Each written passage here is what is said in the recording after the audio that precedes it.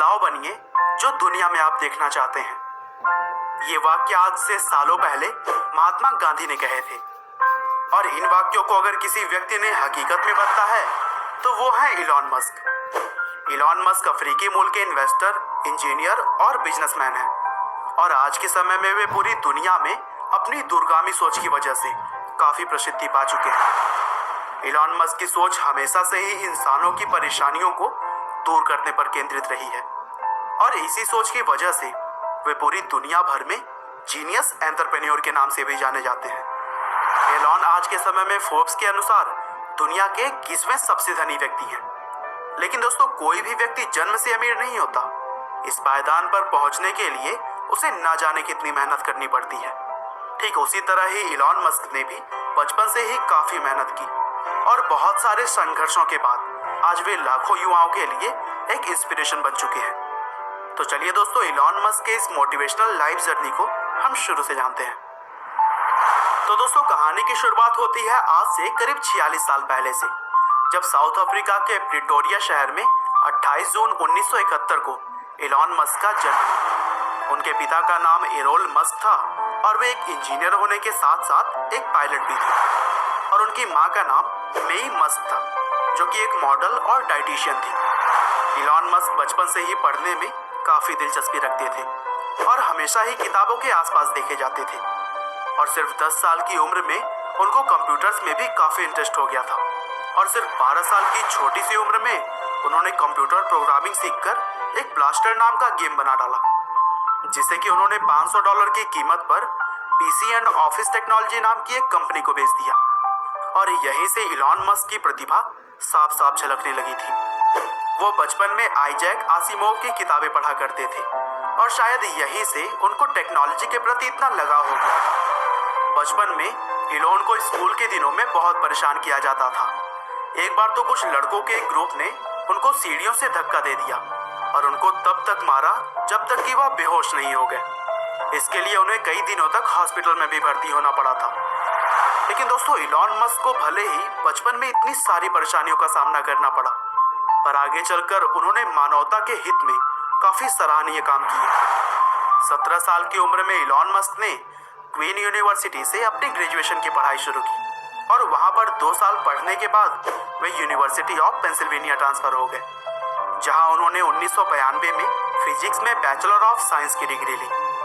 1995 में Elon Musk PhD करने के लिए कैलिफोर्निया शिफ्ट हो गए, लेकिन वहां पर रिसर्च शुरू करने के मात्र 2 दिन के अंदर ही उन्होंने पढ़ाई छोड़ दी और एक सफल व्यवसायी बनने के लिए अपने कदम बढ़ा लिए।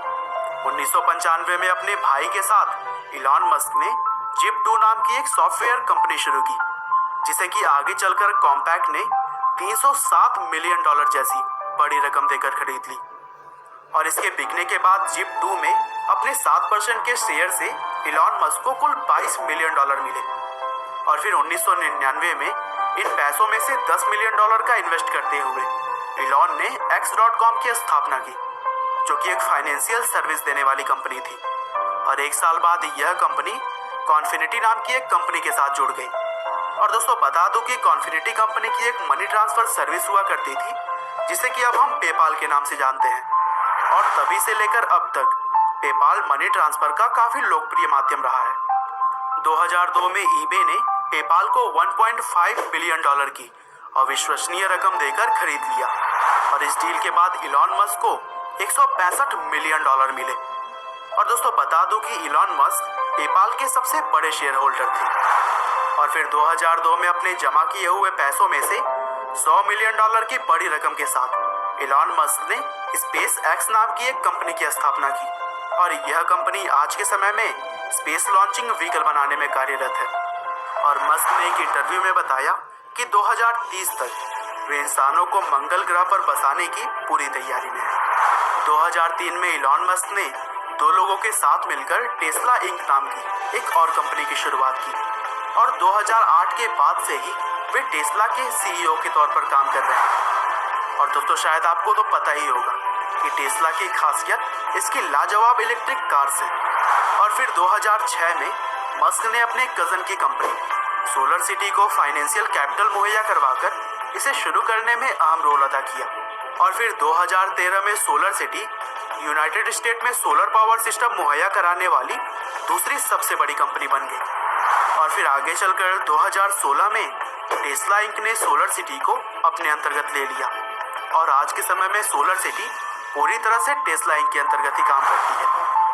दिसंबर 2015 में इलॉन मस्क ने एक आर्टिफिशियल इंटेलिजेंस रिसर्च कंपनी की शुरुआत की जिसका नाम ओपन एआई रखा गया, जिसके तहत वो मानवता के लिए आर्टिफिशियल इंटेलिजेंस को फायदेमंद और सुरक्षित बनाना चाहते हैं। 2016 में इलॉन मस्क न्यूरालिंक नाम की एक कंपनी के को-फाउंडर बने और यह कंपनी आर्टिफिशियल इंटेलिजेंस और ह्यूमन ब्रेन को जोड़ने के काम में लगी हुई है।